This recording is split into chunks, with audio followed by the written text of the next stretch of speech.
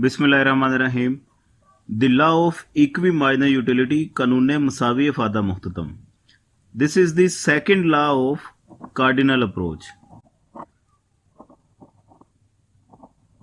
Utility को लेके दो तरह के स्कूल ऑफ थॉट थे, एक थी कार्डिनल अप्रोच, दूसरी ordinal approach. Cardinal were those who say that utility can be measure in numbers. Utility को नंबर्स में गिना जा सकता है, मेजर किया जा सकता है। तो इसका पहले हमने लॉ किया, लॉ ऑफ डिमिनिशिंग माइनर यूटिलिटी। उसमें हमने सीखा कि अगर एक कमोडिटी हो और वो मुसलसल कंज्यूमर इस्तेमाल करे, हर अगला यूनिट पहले यूनिट की निस्बत माइनर यूटिलिटी कम करता जाता है। तो इस लॉ को लॉ ऑफ डिमिनिशिंग माइनर यूटिलिटी। लेकिन रियल लाइफ में जब हम एक्सपेरिमेंट करें तो कंज्यूमर ने एट अ टाइम एक से ज्यादा कमोडिटीज इस्तेमाल करनी होती हैं, उसके लिए फिर लॉ ऑफ डिमिनिशिंग माइनर यूटिलिटी वो फेल हो जाता है। फिर हमारे पास दूसरा लॉ है लॉ ऑफ इक्वी माइनर यूटिलिटी। बेसिकली इसमें लॉजिक क्या है, कंज्यूमर जब एक से ज्यादा कमोडिटीज इस्तेमाल करता है, 3, 4, 5, 2 जितनी भी इस्तेमाल कर रहा है, उसकी सेटिस्फेक्शन मैक्सिमम उस स्टेज पे होगी जहां पे तमाम कमोडिटीज से मिलने वाली माइनर यूटिलिटीज इक्वल हो जाएं, बराबर हो जाएं। इक्वी निकला इक्वल से, ठीक है। उधर से उसकी इनकम स्पेंड हो जाए 100%, उधर से उसकी कंजम्पशन माइनर यूटिलिटीज जहां पे इक्वल हो, वो वाला कॉम्बिनेशन वो परचेज करके आ जाएगा, तो वो कॉम्बिनेशन उसको मैक्सिमम सेटिस्फेक्शन देगा। ऑब्जेक्टिव क्या है, अपने लिमिटेड रिसोर्सेज में रहते हुए कंज्यूमर कैसे अपने आउटपुट को या अपनी कंजम्पशन को मैक्सिमाइज कर सकता है, तो उसके लिए ये लॉ है जी। सबसे पहले द लॉ ऑफ इक्वी माइनर utility guides the consumer how he can get maximum satisfaction.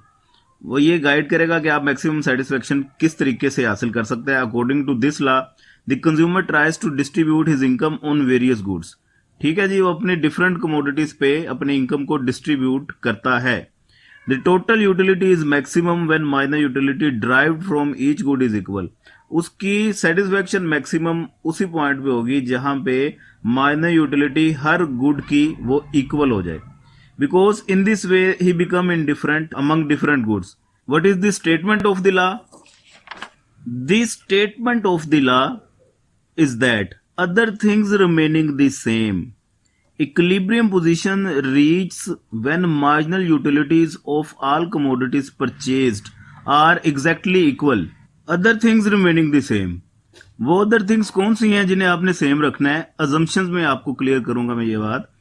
Equilibrium position reach, equilibrium position का मतलब है जहां पे कंज्यूमर की सेटिस्फेक्शन मैक्सिमम होगी, उसे नाम दिया जाता है इक्विलिब्रियम पोजीशन का। वो उस वक्त हासिल होगी when marginal utilities of all commodities, तमाम कमोडिटीज से हासिल होने वाली marginal utilities are exactly equal, वो बराबर हो जाए, इक्वल हो जाए। उस स्टेज पे कंज्यूमर की सेटिस्फेक्शन मैक्सिमम होगी और वो कंज्यूमर इक्विलिब्रियम में होगा।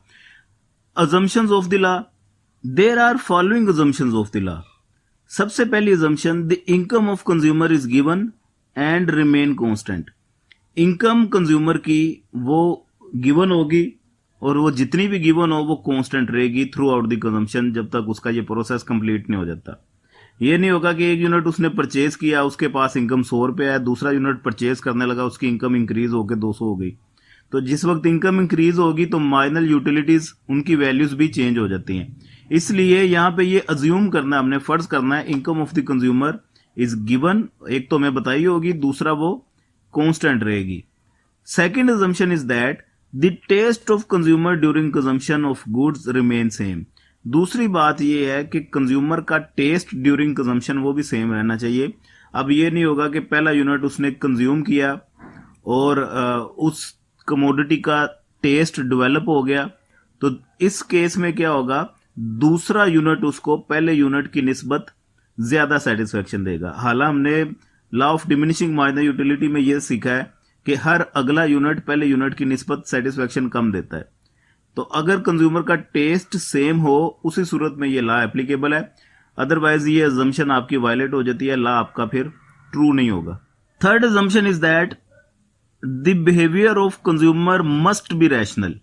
रैशनल बिहेवियर का मतलब क्या है, उसका मतलब ये है कि कंज्यूमर अपने लिमिटेड रिसोर्सेज में रहते हुए अपनी सेटिस्फेक्शन को मैक्सिमाइज करना चाहता है, तो ये उसका बिहेवियर हमेशा रैशनल होना चाहिए। कोई भी लॉ हो, लॉ ऑफ डिमांड क्यों ना हो, माइनर यूटिलिटी, डिमिनिशिंग माइनर यूटिलिटी हो, ये अजम्पशन सब में कॉमन होती है, क्योंकि शर्त यही है रैशनल बिहेवियर ऑफ कंज्यूमर।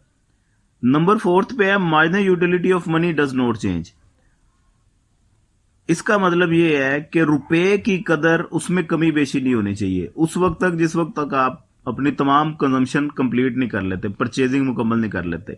ये नहीं होगा कि आपने पहला यूनिट परचेज किया, फर्ज कर लिया कि कमोडिटी ए की प्राइस ₹10 है, आपने पहला यूनिट उस हिसाब से परचेज कर लिया, आपने माइनर यूटिलिटी उस हिसाब से डिसाइड कर ली। अब जिस वक्त आप दूसरा यूनिट परचेज करने जाएंगे तो उस वक्त भी उसकी प्राइस ₹10 ही रहेगी, उसकी प्राइस इंक्रीज होकर ₹15 या 20 नहीं हो जाएगी, क्योंकि रुपए की कदर अगर कम ज्यादा होगी तो दूसरे अल्फाज में ये कंज्यूमर की इनकम चेंज हो रही है। यूटिलिटी अजम्पशन 1 में हमने यही सीखा है कि कंज्यूमर की इनकम चेंज नहीं होनी चाहिए, तो ये भी उसके साथ रिलेट हो रही है बात। इनकम भी चेंज नहीं होनी चाहिए, दूसरा माइनर यूटिलिटी ऑफ मनी वो भी चेंज नहीं होनी चाहिए। नंबर 5 पे है जी लॉ ऑफ डिमिनिशिंग माइनर utility applies on goods only. आपने जितनी भी गुड्स की परचेजिंग करनी है उन सभी पे लॉ ऑफ डिमिनिशिंग माइनर यूटिलिटी अप्लाई होगा। उन सब से आप माइनर यूटिलिटी जितनी आप ड्राइव कर रहे हैं वो लिखते जाएंगे। आपने फॉर एग्जांपल 3 कमोडिटीज परचेज की और तीनों से मिलने वाली माइनर यूटिलिटीज आपने नोट कर ली, वो तीनों पे रूल डिमिनिशिंग माइनर यूटिलिटी का अप्लाई होगा। पहला यूनिट आपको ज्यादा सेटिस्फेक्शन देगा, दूसरा कम, तीसरा उससे कम। इसी तरह कमोडिटी बी में भी पहला यूनिट ज्यादा सेटिस्फेक्शन देगा, दूसरा उससे कम, तीसरा उससे कम, और सी में भी यही रूल होगा जितनी भी गुड्स आप कंज्यूम कर रहे हैं। नंबर 6 पे अजम्पशन है जी the consumer substitutes one commodity for the other until whole income he wanted to spend is exhausted. इसने एक कमोडिटी को दूसरे के साथ सब्स्टिट्यूट करना है और ये सब्स्टिट्यूट उस वक्त तक करता रहेगा जब तक दोनों कमोडिटीज की माइनर यूटिलिटीज बराबर ना हो जाए। तो ये इसने सब्स्टिट्यूट करना है अगर तो 2 चीजें इस्तेमाल कर रहा है तो 2 के दरमियान सब्स्टिट्यूट करेगा, 3 चीजें इस्तेमाल कर रहा है तो तीनों के दरमियान सब्स्टिट्यूट करेगा। लास्ट अजम्पशन है utility derived from different goods can be added and can be compared. जैसा कि आपको स्टार्ट में बताया, कार्डिनल अप्रोच का ये लॉ है। कार्डिनल कहते ही उसे है कि जिसमें यूटिलिटी को आप नंबर्स में गिन सकते हैं, मेजर कर सकते हैं। तो लास्ट पे अजम्पशन में भी आपने लिख देना है यूटिलिटी को आप ऐड भी कर सकते हैं और कंपेयर भी कर सकते हैं। Now we move towards schedule and diagram. Table के लिए हम ये कुछ चीजें फर्ज कर लेते हैं जी। फर्ज किया suppose a consumer has a amount of ₹5, उसके पास टोटल ₹5 हैं which he has to spend on 2 commodities which are commodity a and commodity b. उसके पास टोटल ₹5 हैं, उसने 2 कमोडिटीज पे स्पेंड करने हैं। Minor utilities of both commodities is shown below the table. अब नीचे एक टेबल है, उसमें दोनों की माइनर यूटिलिटीज वो दी हुई हैं। ये टेबल आ गया हमारे पास, इसमें 3 कॉलम है। सबसे पहला यूनिट्स ऑफ मनी, वो मैंने इन रुपीस ले ली हैं। दूसरा माइनर यूटिलिटी ऑफ ए, तीसरा माइनर यूटिलिटी ऑफ बी। फर्ज किया हम 2 कमोडिटीज इस्तेमाल कर रहे हैं, का नाम कमोडिटी ए है, तो ये ए से मिलने वाली माइनर यूटिलिटीज और बी से मिलने वाली माइनर यूटिलिटीज ये। फर्ज किया पहला रुपया मैं स्पेंड करता हूं कमोडिटी ए में, उससे माइनर यूटिलिटी मुझे 20 की मिलती है। दूसरा रुपया मैं कमोडिटी ए में स्पेंड करता हूं, माइनर यूटिलिटी 16 की हो जाती है, 12 की हो जाती है, 8 की, ये डिमिनिश होती जा रही है। अजम्पशंस में भी हमने ये बात लिखी कि लॉ ऑफ डिमिनिशिंग माइनर यूटिलिटी अप्लाइज ऑन गुड्स, तो ये गुड्स पे लॉ ऑफ डिमिनिशिंग माइनर यूटिलिटी अप्लाई कर दिया मैंने। अब पहला रुपया ए की बजाय अगर मैं कमोडिटी बी में स्पेंड करूं तो फर्ज कर लिया मुझे माइनर यूटिलिटी 16 की मिल रही है, दूसरे से 12 की मिल रही है, तीसरे से 8 की, 4 की एंड 5वें से 0 की। ये मैंने माइनर यूटिलिटीज निकाल ली डिफरेंट कमोडिटीज की। अब क्वेश्चन ये आता है पहले से इधर 20 माइनर यूटिलिटी मिल रही है तो यहां पे भी 20 मिल सकती थी, तो वो मैंने यहां पे 20 क्यों नहीं लिखा। 2 कमोडिटीज जिस वक्त कंज्यूमर के पास हो तो नेचुरली एक को वो प्रेफर ज्यादा करता है, दूसरे को कम कर लेता है। मैंने फर्ज कर लिया कि कमोडिटी ए को कंज्यूमर ज्यादा जरा प्रेफर कर रहा है, उसका टेस्ट उसको जरा पसंद है, इसलिए कमोडिटी ए से पहला यूनिट से मिलने वाली इसको माइनर यूटिलिटी वो 20 है, कमोडिटी बी से उसको 16 मिल रही है। उसके बाद अकॉर्डिंगली ये डिक्रीज होती जाएंगी।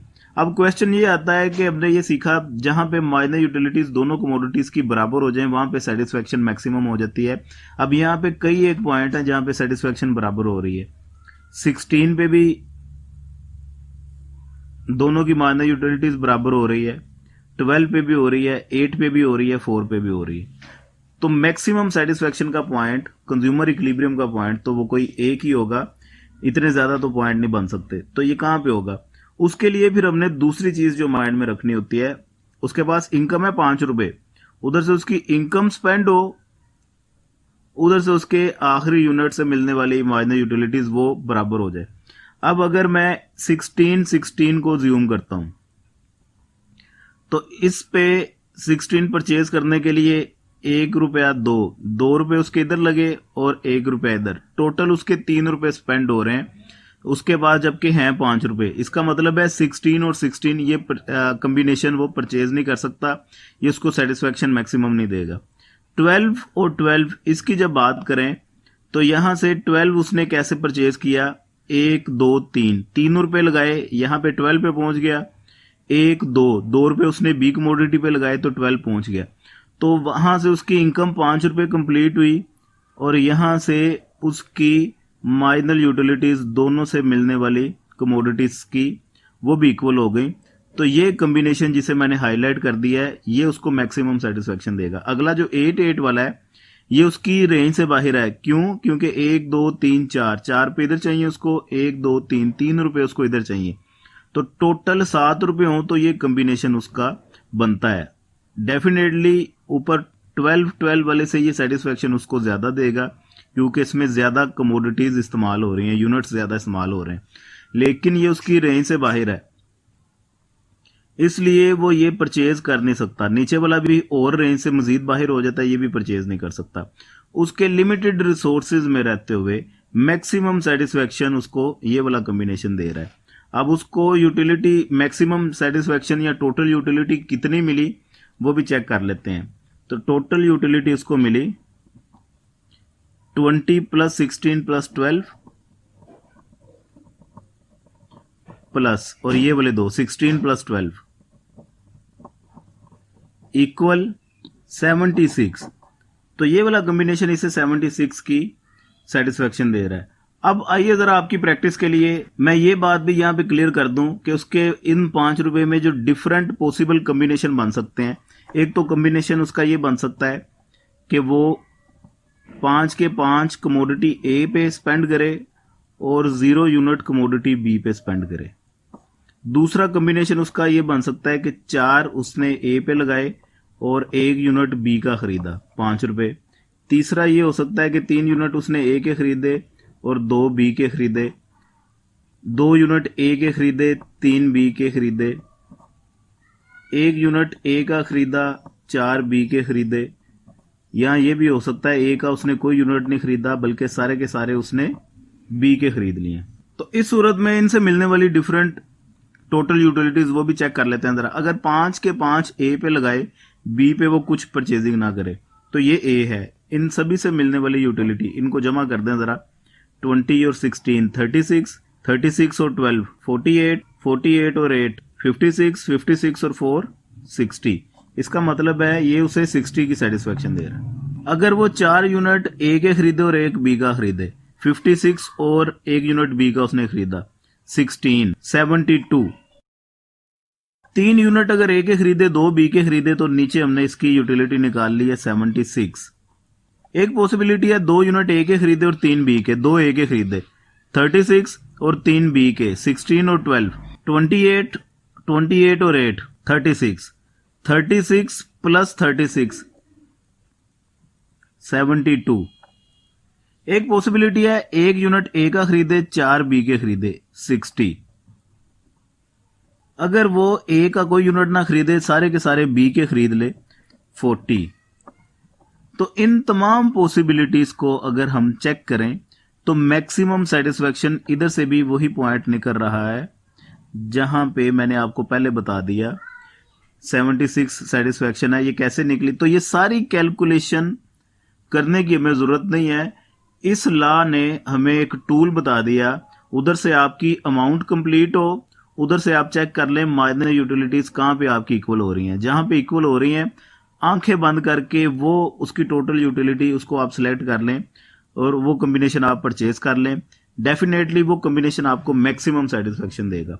हमने ये थ्रू आउट वर्किंग करके भी चेक कर लिया। इसी चीज को अब जरा हम डायग्राम की मदद से देख लेते हैं। तो एक्स एक्सिस पे हमने मेजर कर लिए यूनिट्स ऑफ मनी जो कि इन रुपीस हैं, सेंटर पे ओरिजिन, राइट एक्सिस पे हमने अज्यूम कर लिया marginal utility of commodity a, left panel पे हमने अज्यूम कर लिया marginal utility of commodity b. अब पहले कमोडिटी ए को प्लॉट कर लेते हैं। तो कमोडिटी ए में पहले यूनिट पे 20, फिर 16, 12, 8, 4।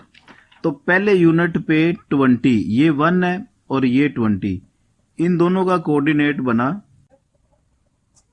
इसे मैंने नाम दे दिया ए का। अब दूसरे पे 16 था तो 16 को ले गए 2 तक,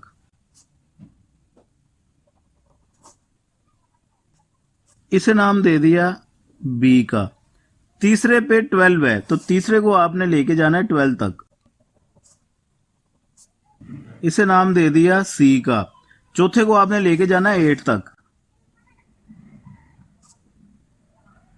इसे नाम दे दिया डी का। और पांचवे को आपने लेके जाना है 4 तक, तो ये 4 है, इन दोनों का कोऑर्डिनेट बन गया ई, ये पॉइंट बन गए। इन तमाम पॉइंट्स को A B C D E को आपस में आप कर दें ज्वाइन, तो ये कर्व, ये आपकी marginal utility of A curve है। लेफ्ट पैनल पे आपने ड्राइव करनी है मार्जिनल यूटिलिटी ऑफ बी। ये यूनिट्स हैं और ये बी की यूटिलिटी, 1 पे 16, 2 पे 12, 8, 4, 0। इस तरीके से मैं प्लॉट कर लेता हूं। तो ये 1 पे 16 है, इस 1 को लेके गया मैं 16 तक, इसे आपने नाम दे दिया ए डैश का। दूसरे पे 12 है, इसे आपने बी डैश का नाम दे दिया। तीसरे को आपने लेके जाना है 8 तक, सी डैश। चौथा आपने लेके जाना है 4 तक, डी डैश। और लास्ट पांचवा पॉइंट 0 पे है तो ये 0 एक्स एक्सिस पे ही आ जाएगा ई डैश। तो इन तमाम पॉइंट्स को ए डैश बी डैश, इनको आपस में ज्वाइन कर लें।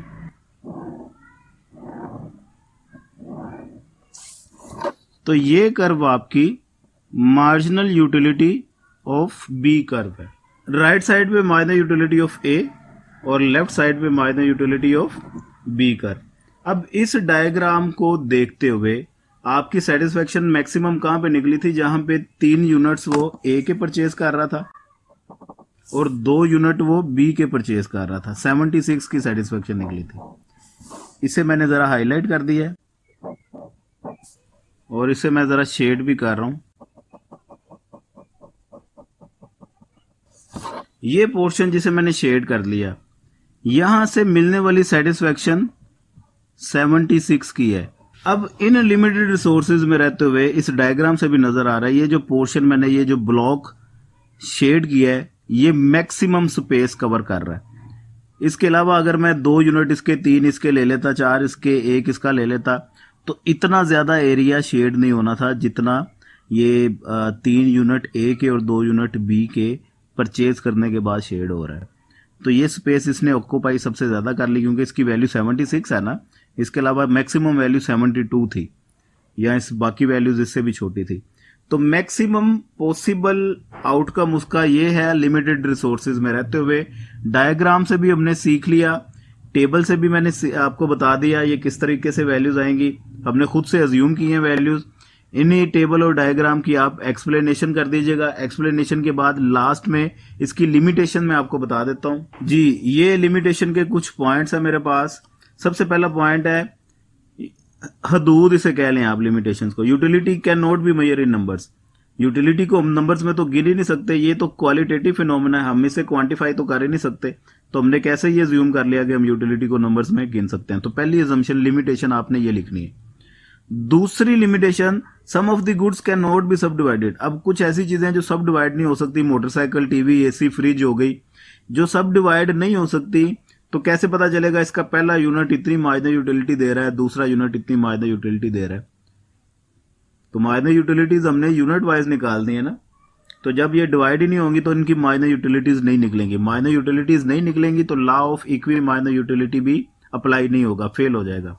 तीसरी अजम्पशन है जी इग्नोरेंस ऑफ कंज्यूमर। कंज्यूमर को लाइल्मियत होती है, वो अपने तमाम सब्स्टिट्यूट से अवेयर नहीं होता। हो सकता है कि जिन 2 कमोडिटीज के दरमियान, कमोडिटी और कमोडिटी बी के दरमियान, वो सब्स्टिट्यूट कर रहा है, वो इतने बेहतर सब्स्टिट्यूट ही ना हो, मार्केट में कोई उससे अच्छा सब्स्टिट्यूट अवेलेबल हो जो कि उसकी इग्नोरेंस की वजह से उसे नहीं पता। इंसान का इल्म महदूद है, तो वो तमाम चीज़ों के बारे में मालूमात नहीं रख सकता।